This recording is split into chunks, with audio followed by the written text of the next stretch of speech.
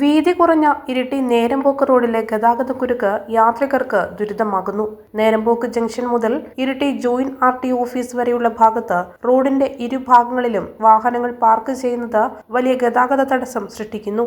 ഈ റൂട്ടിലെ അങ്ങോട്ട് ഇങ്ങോട്ട് കയറി വരുന്ന സ്ഥലത്ത് തന്നെ റോഡ് സൈഡിൽ ഒരുപാട് വണ്ടികൾ ടൂ വീലറായിട്ട് കാറായിട്ട് നിർത്തിയിടുന്നുണ്ട്. അതൊക്കെ കൊണ്ടാണ് ഏറ്റവും കൂടുതൽ ബ്ലോക്ക് വരുന്നത്. പിന്നെ പാർക്കിംഗ് എന്ന് പറയാൻ ഒന്ന് ഈ ഫാൽക്കൺ പ്ലാസേൻ്റെ പാർക്കിങ്ങിൽ, പിന്നെ ഒന്ന് KK ബാറിന് അങ്ങോട്ട് പോകുന്ന അവിടെയുണ്ട്.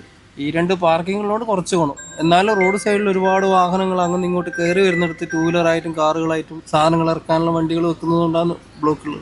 ഫയർ എഞ്ചിനെല്ലാം വരുന്ന സമയത്ത് നിർത്തി പോകേണ്ട അവസ്ഥയാണ്. ഇരിട്ടി താലൂക്ക് ആശുപത്രി, അഗ്നിശമന നിലയം, RTO office, treasury office, telephone exchange, Iritty higher secondary school തുടങ്ങിയ പ്രധാന കേന്ദ്രങ്ങളിലേക്കുള്ള യാത്രികർ ആശ്രയിക്കുന്ന റോഡാണിത്. ഈ സാഹചര്യത്തിൽ അത്യാവശ്യ ഘട്ടങ്ങളിൽ ആശുപത്രിയിലേക്കും അഗ്നിശമന നിലയത്തിലേക്കും പോകേണ്ട വാഹനങ്ങൾ പോലും ഗതാഗതക്കുരുക്കിൽപ്പെട്ട് വൈകുന്ന അവസ്ഥയുമുണ്ട്.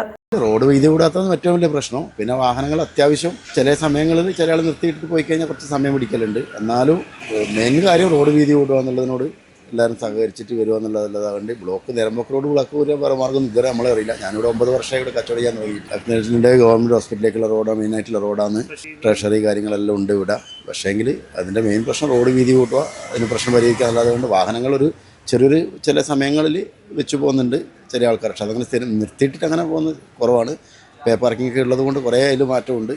ഇപ്പോൾ പറയാനുണ്ട്. റോഡ് വികസിപ്പിക്കുന്നതിനായി നേരമ്പോക്ക് മുതൽ പഴശ്ശി ഡാം സൈറ്റ് വരെ വീതി കൂട്ടി ടാർ ചെയ്ത് നവീകരിക്കാൻ മുൻപ് ജനകീയ സമിതി രൂപീകരിച്ചിരുന്നു. വ്യാപാരികളുമായി ചർച്ച നടത്തി റോഡ് 10 മീറ്റർ വീതികൾ ടാർ ചെയ്യാൻ പൊതുമരാമത്ത് വകുപ്പിനോട് ആവശ്യപ്പെട്ടെങ്കിലും ഫലമുണ്ടായില്ലെന്ന് നാട്ടുകാർ പരാതിപ്പെടുന്നു. ഇതിന് വീതി കുറവ് തന്നെയാണ്.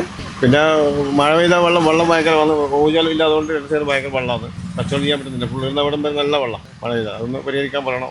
അപ്പോൾ നിരന്തരം ബ്ലോക്കാണ്. അപ്പോൾ ബുദ്ധിമുട്ടല്ലേ അത് ശരിക്കും? അത് ഇടയ്ക്കിടയ്ക്ക് ഇങ്ങനെ വണ്ടികൾ സൈഡിൽ വെക്കുന്നുണ്ടല്ലേ ആളില്ലാണ്ട്. പാർക്ക് ചെയ്ത് ആളുണ്ടെങ്കിൽ കുഴപ്പമില്ല, എന്തായാലും മാറ്റാമല്ലോ. ആളില്ലാണ്ട് പാർക്ക് ചെയ്തിട്ട് പോയി. ഈ പ്രശ്നത്തിന് ശാശ്വതമായ പരിഹാരം കാണാൻ ബന്ധപ്പെട്ട അധികൃതർ അടിയന്തരമായി ഇടപെടണമെന്നാണ് നാട്ടുകാരുടെയും വ്യാപാരികളുടെയും ആവശ്യം.